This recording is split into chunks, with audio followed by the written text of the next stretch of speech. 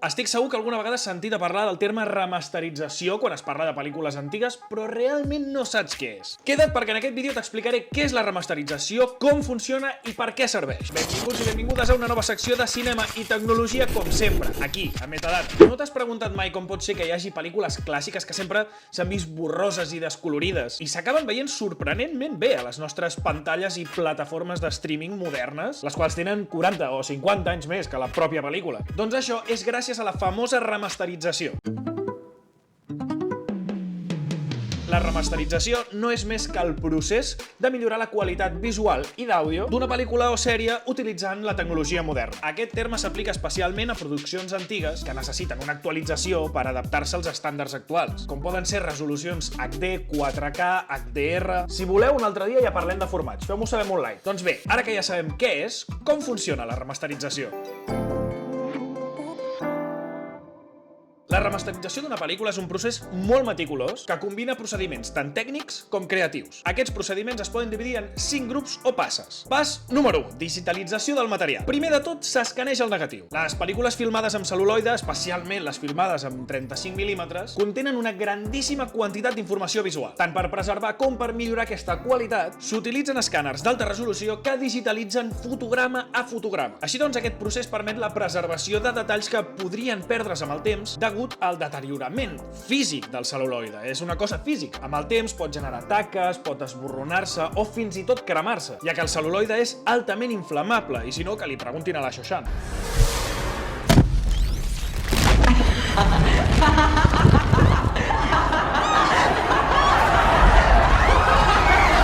La neteja i la restauració. Com us deia, amb el temps les pel·lícules poden presentar taques, ratllades o altres defectes i, per tant, és necessària l'eliminació d'imperfeccions. I per això es fan servir programes especials que poden detectar i corregir aquestes imperfeccions de manera digital. I clar, també pot ser que ja s'arribi tard i aquests danys ja siguin patents en el cel·luloide. I aquí ja hi entra més una feina de restauració de fotogrames danyats. I fins i tot en casos de danys severs, es poden arribar a reconstruir parts del fotograma fent servir informació dels fotogrames adjacents. Sí, una moguda de programes totxíssims que copien informació dels fotogrames per reparar els danyats. 3. La correcció de color. Amb el temps, els colors d'una pel·lícula poden esvair-se o alterar-se, amb la qual és necessari l'ajust de tonalitats. Es fa una correcció de color que busca restaurar els colors originals o adaptar-los perquè es vegin més naturals o vius a les pantalles modernes. I alhora s'assegura que totes les escenes mantinguin una coherència en la paleta de colors, sobretot respectant la intenció artística original. I ojo, cuidao, important també el punt següent. 4. La remasterització de l'àudio. Es fa una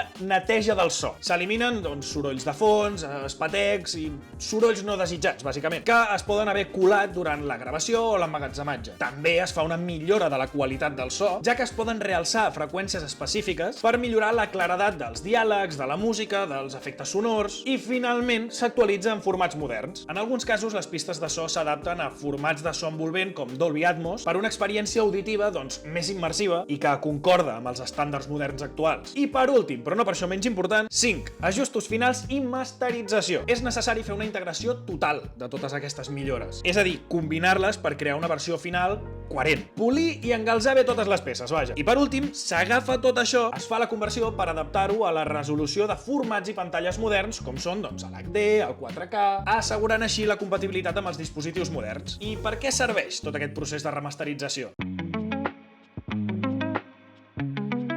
Tot aquest procés ja no és només necessari per gaudir d'una millor qualitat visual i sonora o per fer del visionat una experiència més immersiva, sinó que és sobretot necessari per preservar la història audiovisual. Fa que ens puguem assegurar que les històries clàssiques puguin anar aguantant el pas dels anys i les puguin anar gaudint les següents generacions. És com restaurar un quadre o una escultura. Una pel·lícula és una obra d'art, la qual hem de fer el possible perquè aguanti el pas del temps. I així les futures generacions podran veure per si mateixes d'on ve el cinema i la seva història. És que, de fet, ja s'ha perdut massa cinema a la història. I ara la història del cinema és curta, però podent adaptar en generació rere generació les obres d'art, que són les pel·lícules, és tan necessari com poder anar, jo què sé, al Museu Egipci de Barcelona i veure uns vasos canopis allà i adonar-te'n que fot 5.000 anys que van ser fets. Així d'important és la remasterització. Doncs apa, ara ja podràs fer una miqueta el llest o la llesta quan surti a la conversa, no? A la paraula remasterització tu podràs dir, no, jo sé el que significa, saps? Jo crec que això es mereix un bon like. Si has arribat fins aquí, com dic sempre, t'ha interessat i entretingut el suficient aquest vídeo com per deixar-nos-el, que no costa res. I si vols estar sempre atent o atenta que pugem un d'aquests vídeos al canal, subscriu-te. Apa, ens veiem a la propera. Ciao!